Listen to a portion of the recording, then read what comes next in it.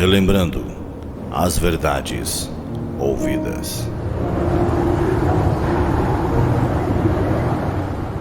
Está escrito em Hebreus capítulo 2, verso 1. Por esta razão, importa que nos apeguemos com mais firmeza às verdades ouvidas, para que delas jamais nos desviemos. Hebreus capítulo 2, primeira parte, por William Marion Branham. Possa Deus dirigir esta casa, neste tabernáculo nesta manhã.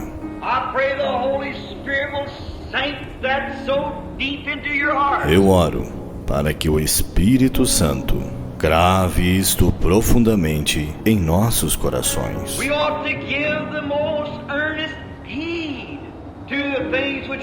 Importa que nos apeguemos com mais firmeza às verdades ouvidas. Que tipo de pessoas devemos ser? Quando vemos o grande Jeová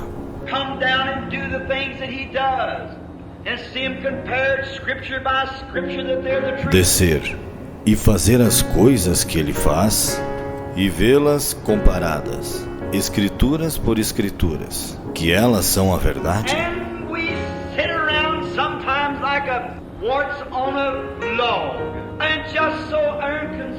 E estamos assentados às vezes como um parasita em um toco, e tão indiferentes.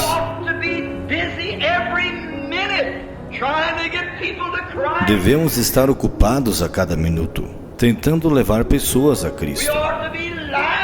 Devemos ser rochas vivas.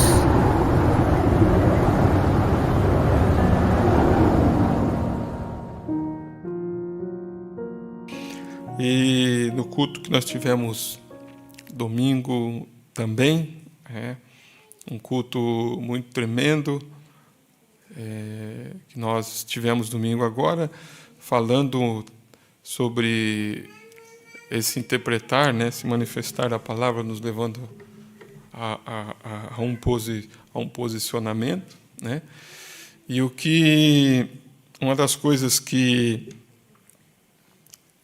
devemos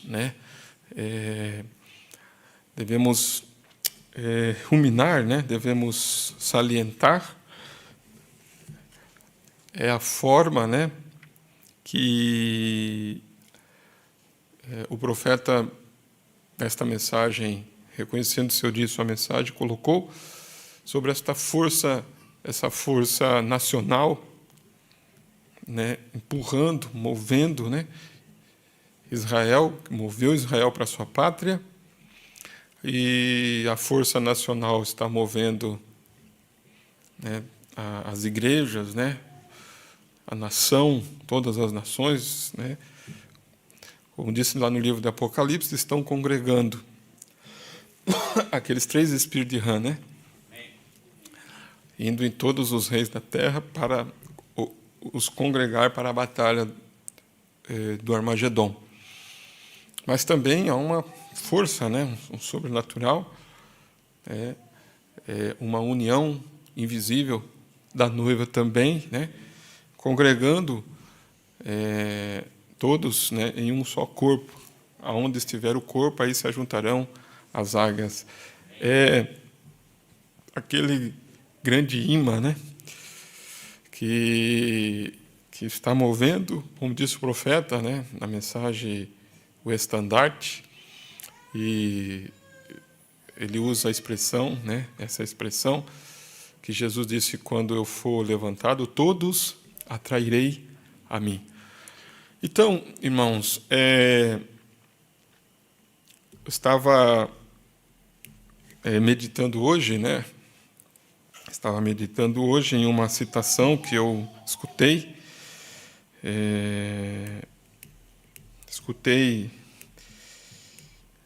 Do profeta, e estava vendo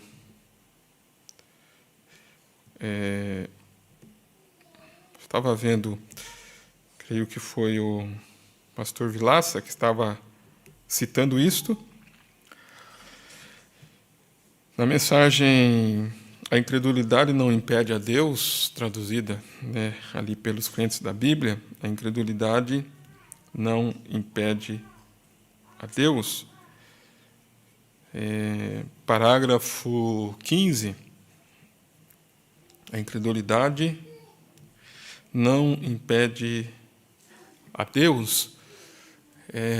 Eu estava vendo o pastor Vilaça citando isso esses dias e estava conversando com ele sobre esta citação. Se eles puderem colocar para mim aí, eu vou agradecer muito. A incredulidade não impede a Deus. Parágrafo 15.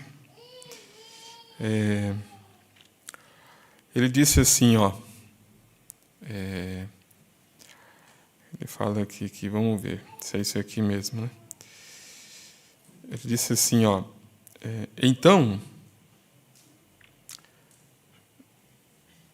deixa eu ver se é esse aqui.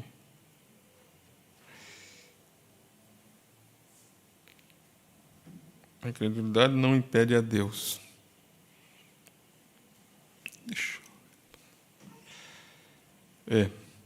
Então nós vemos hoje, você percebe que em todos estes anos que nós temos lutado por este ministério, quando eu ouvi isso, eu estava lembrando do culto de domingo, que o profeta estava falando sobre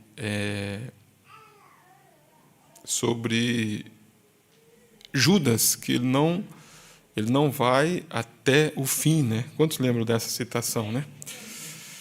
E eu estava lembrando disso, o profeta disse, então nós vemos hoje, você percebe que em todos estes anos que nós temos lutado por este ministério, por este batismo com o Espírito Santo, as bênçãos pentecostais e coisas. É triste quando nós olhamos em nossa igreja e vemos que muitos estão o quê? Se desviando. Mas ainda que em meio a tudo isso, nós olhamos aqui e colocamos nossos olhos, pensamos no mundo ecumênico chegando, presbiterianos, luteranos, mas vendo o outro lado agora. Se você tem discernimento espiritual e olha para esta hora, isto mostra que estamos aqui. Então, veja que ele está dizendo, né? Há uma posição que tem chegado. Então, né, você viu que é como dizer assim, né, o profeta dizendo, você percebe que todos estes anos que nós temos lutado por este ministério, por este batismo com o Espírito Santo, as bênçãos pentecostais e coisa, é triste o quê? O que ele disse que é triste? Vai, irmã, é triste? Cadê o triste lá? Deixa eu ver.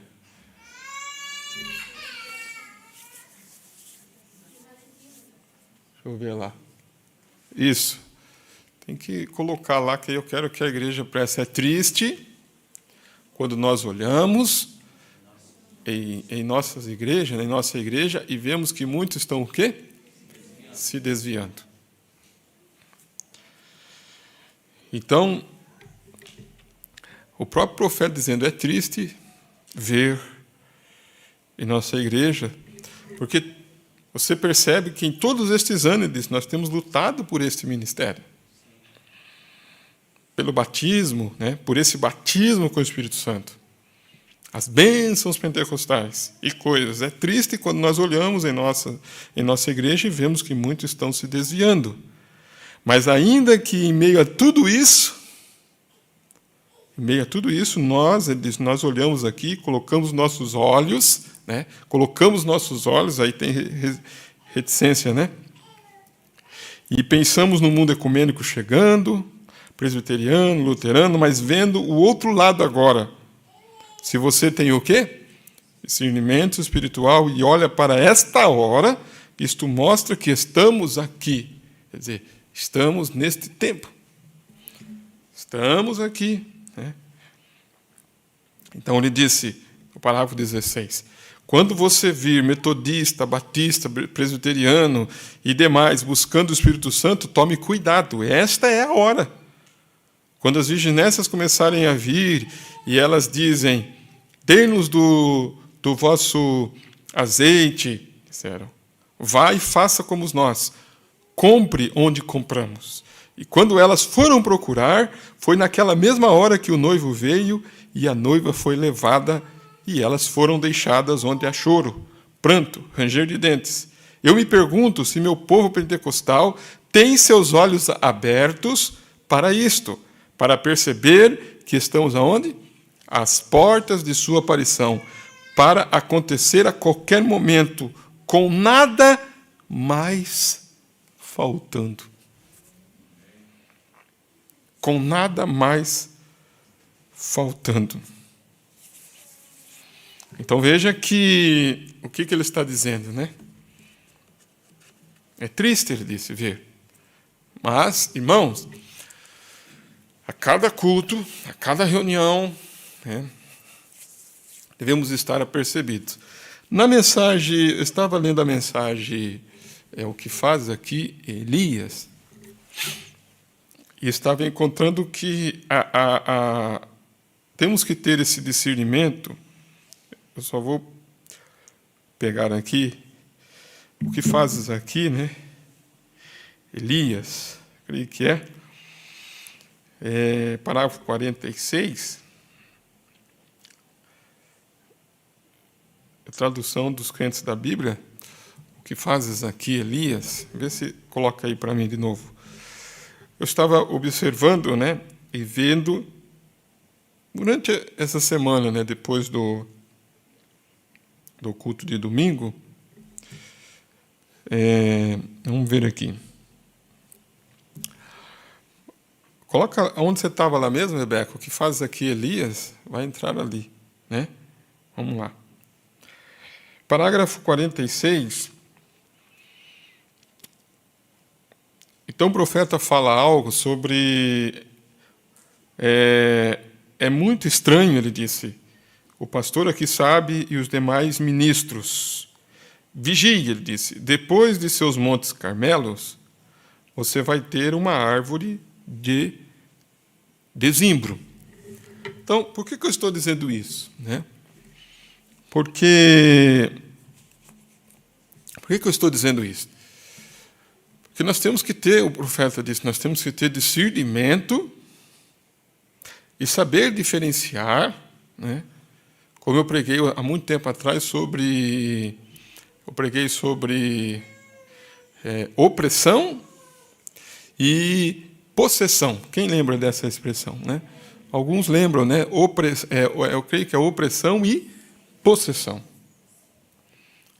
Opressão. Devo ter nas minhas anotações lá, no Evernorte, devo ter alguma coisa sobre isso.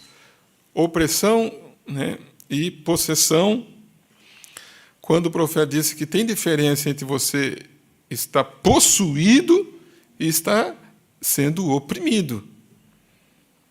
Então, ele disse, por isso que eu estava vendo isso, a hora que estamos vivendo, né, quero que vocês conectem isto, a hora que nós estamos vivendo, ele disse, é muito estranho, ele disse, o pastor aqui sabe, os demais ministros, vigie, depois de seus montes Carmelos, você vai ter uma árvore do quê?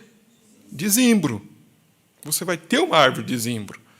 Sempre quando um homem tem uma bênção e o poder de Deus se derrama e faz algo por você, vigie. Está vendo? O que ele diz para fazer, irmãos? Vigie, pois o diabo está a caminho. Recorde isto. Depois de um bom dia de culto de domingo, segunda-feira será um dia muito duro, pois o diabo fará qualquer coisa que possa para destruir a confiança que o Espírito Santo pôs em você no dia anterior. E Elias havia tido um dia grandioso, mas estava nervoso de todas as maneiras. Por isso que eu citei aqui, né? Sobre opressão, né? e possessão. Né? O profeta disse isso na mensagem Shalom, mas observem as mulheres em nossos dias. Eu vou passando aqui, depois, se vocês precisarem, escuta o culto de novo. Às vezes eu peço para escutar o culto, né? Mas observe as mulheres em nosso dia. Parecem não existir mais aquela dama como antes existia. Elas estão simplesmente, elas querem, mas há algo que não as deixa fazer isto. Parece que há uma opressão.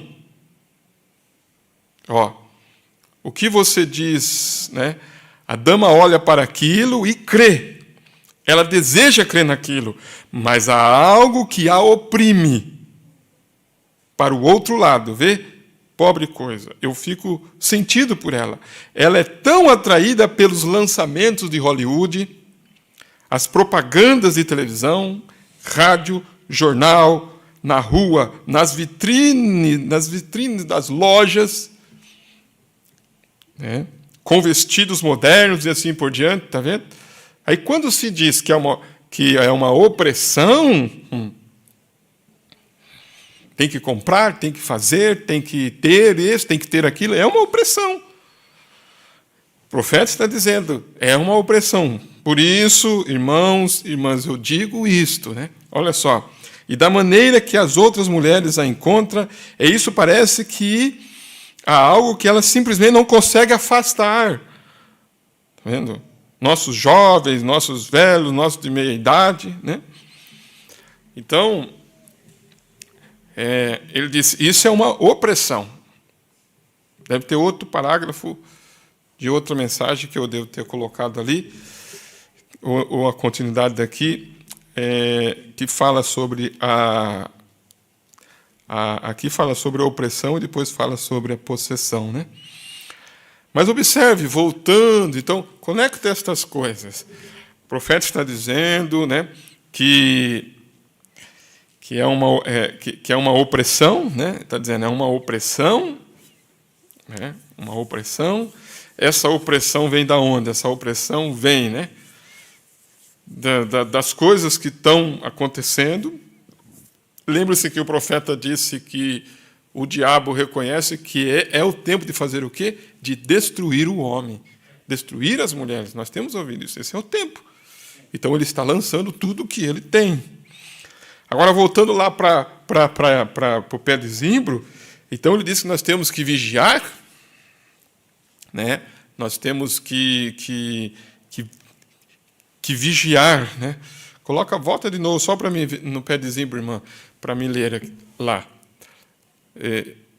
Temos que vigiar, no parágrafo 46, vamos lá.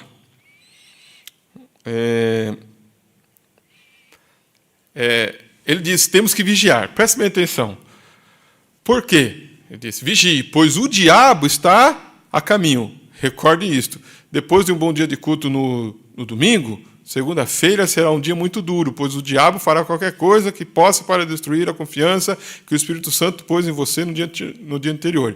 E Elias havia tido um dia grandioso, mas estava nervoso de todas as maneiras. Todos os profetas foram, né, declarados dementes. Jesus Cristo foi declarado demente, cada um dos apóstolos foi declarado louco pelo público, pois seu ministério foi sobrenatural. Então, eram considerados loucos por causa do ministério. Todo aquele que viver fielmente para Jesus Cristo sofrerá perseguições. Você chega a ser uma pessoa diferente. No parágrafo 54, coloca para mim. No 54 lá, desse aí. Então ele disse, essa experiência debaixo do zimbro, muitos de nós nos encontramos ali às vezes, debaixo do zimbro. Eu mesmo, muitas vezes, tenho estado debaixo do zimbro, em um lugar que você não sabe o que faz. Vocês estão entendendo, igreja? Estão compreendendo? Nós viemos aqui para ter culto, não viemos?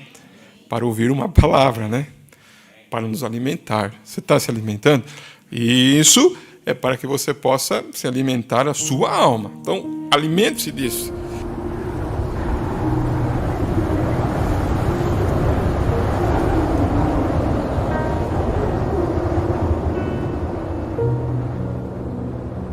Relembrando as verdades ouvidas.